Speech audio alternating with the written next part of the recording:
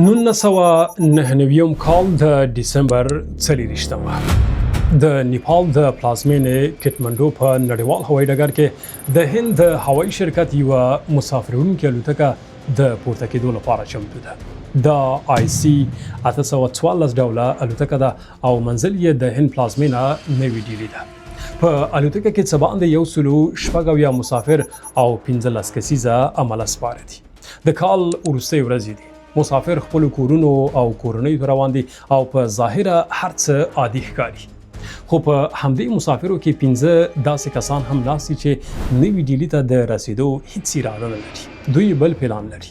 داسې پلان چې په راتلونکو څو ساعتونو کې به د دې الوتکې مسیر بدل کړي، د لسګونو انسانانو ژوند به له خطر سره مخ کړي او د افغانستان کندهار به د نړۍ د توجه په مرکز بدل کړي.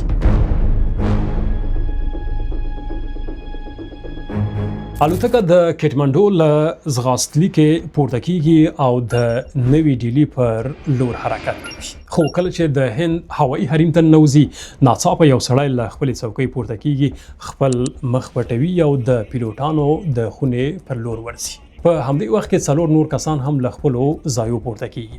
څو شیبو کې مسافر پوهیږي چې الوتکه تښتول شوې ده. تښتونکي پیلوټ کپتان دیوی شیران ته امر کوي چې مسیر بدل او الوتکه لاهور ته یوسي. خو مشکل دا دی چې الوتکه دومره تیل نه لري چې لاهور ته ورسیږي. پیلوټ باید ژر پریکړه وکړي او همدلته د IC 814 الوتکې هغه ورځنۍ کیسه پیلېږي چې له کټمنډو به امرتسر، لاهور، دوبۍ او بالاخره کندهار ته رسیږي.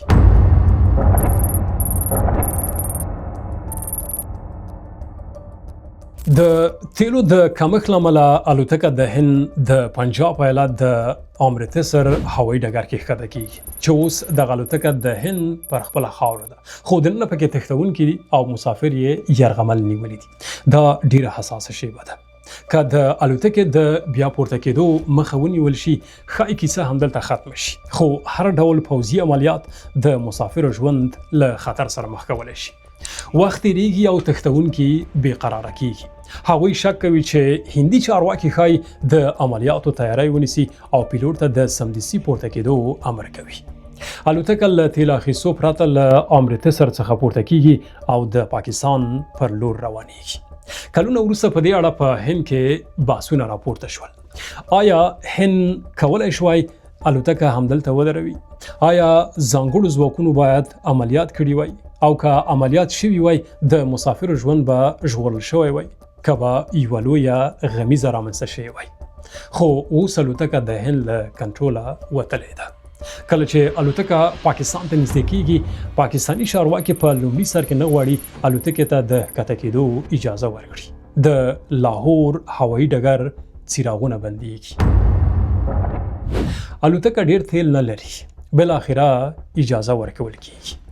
الوتکه په لاهور کې ښکته کیږي. ټانکۍ له تیلو ډکوي او بیرته پورته کیږي. دننه په الوتکه کې د مسافرو له ډلې یو هندی ځوان روبین کتیال د تښتونکو لخوا سخت ټپي شوی او وروسته مړ کیږي. دلته مسافر نور هم ورخطا کیږي چې وضعیت خراب دی. الوتکه د شپې په تیاره کې خپل سفر ته دوام ورکوي. راتلونکی تمځای دوبۍ ده. الوتکه په متحده عربي اماراتو کې ښکته کیږي. له خبرو وروسته تښتونکي د 176 مسافرو له ډلې 22 کسانو ته اجازه ورکوي چې له الوتکې ووځي. د هندي وژل شوي ځوان روپین کتیال جسد هم له الوتکې ښکته کیږي. خو پاتې کسان لا هم د تښتونکو په ولکه کې دي. الوتکه یو ځل بیا پورته کیږي. دا ځل یې منزل د افغانستان کندهار ولایت دی. طالبان پکې واکمن دي او هند سره هیڅ ډول ډیپلوماټیکې اړیکې نه لري. هغه مهال هند د طالبانو حکومت په رسمیت نه و پیژندلی. صرف د نړۍ 3 هیوادونو په رسمیت پیژانده: پاکستان، سعودي او متحده عربي امارات. دا نو د 1999 کال افغانستان دی. طالبان د افغانستان پر ډیره برخه واکمن دي او کندهار یې د قدرت له مهمو مرکزونو څخه شمیرل کیږي. الوتکه د کندهار په هوایي ډګر کې ناسته کوي او طالبان د الوتکې شاوخوا ځای پر ځای کیږي. تښتونکي دننه دي، طالبان بهر ولاړ دي او مسافر دننه یرغمل دي.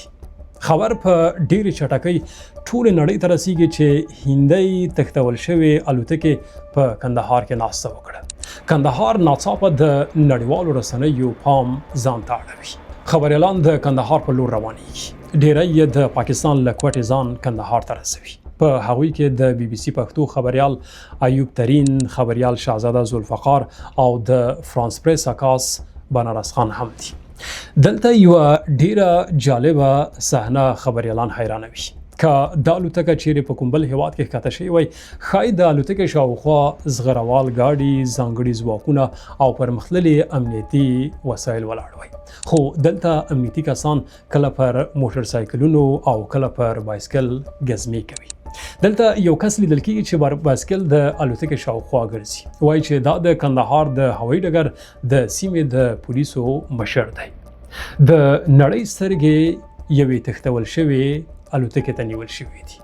لسګونه انسانان دننه د خپل برخلیک په اړه انتظار کوي او بهر یو امنیتي مسؤل پر بایسکل ګزمه کوي. دا د 1999 کال کندهار دی. ژمی دی او یخني هم چیچل کوي. خو خبریالان نه غواړي له هوایي ډګره لرې شي، ځکه هره شیبه د هر څه پیښېدو امکان موجود دی. امکانات کم دي او ځینې خبریالان د یخنۍ له امله په موټرو کې شپې تېروي. خو یوازې څو متره لرې د الوتکې دننه مسافر له سخت وضعیت سره مخ دي. هغوی نه پوهېږي چې مذاکرات کیږي، عملیات کیږي که کوم بل څه. دوی د خپل برخلیک ته اندېښمن دي. په دې وخت کې د الوتکې دننه د هوا سیستم خرابېږي. انجینران راغوښتل کیږي او اجازه ورکول کیږي چې الوتکې ته دننه شي. تښتونکي هغوی ته صرف د خرابۍ ځای ته د تلو اجازه ورکوي. ورځې تیریږي، فشار زیاتیږي او د ټولو په ذهن کې یوازې یوه پوښتنه ګرځي: تښتونکي څه غواړي؟ دلته هند کندهار ته مرکچیان استوي. دا داسې وضعیت دی چې هند له طالبانو سره رسمي ډیپلوماټیکې اړیکې هم نه لري. چاره نشته. اوس باید د خپلو اتباعو د ژغورلو لپاره د طالبانو تر واک لاندې سیمه کې مذاکرات وکړي. مرکچیان له تښتونکو سره غږیږي. د تښتونکو غوښتنې په لومړي سر کې سترې دي، خو د خبرو په دوام کمیږي. معامله د دریو کسانو په سر کېږي: مسعود اظهر، احمد عمر، سید شیخ او مشتاق احمد زرگر. دا هغه درې کسان دي چې په هند کې بندیان دي. تښتونکي د هغوی د خوشي کېدو غوښتنه کوي. هند دلته له یوې سختې پریکړې سره مخ دی.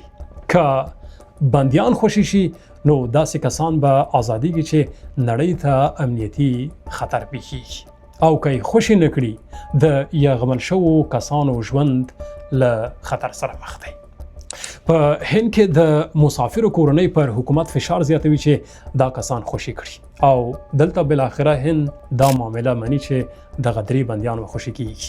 For the release of all the hostages in exchange for 3 militaries. How many? 3. په دې کې 2 ورځې تیریږي. د 1999 کال د ډسمبر 21 ده، د میلادي کال وروستۍ ورځ. په دې ورځ د هند د بهرنیو چارو وزیر جسونت سنگ کندهار ته رسیږي او دغه درې بندیان هم راوستل کیږي. اوس نو دا د وروستۍ معاملې وخت دی. خبریالان د الوتکې شاوخوا هر حرکت په ډیر دقت څاري. دې وخت کې یو امبولانس الوتکې ته نږدې کیږي. 15 مخبټي تښتونکي په چټکۍ له الوتکې ښکته کیږي او له سیمې وځي.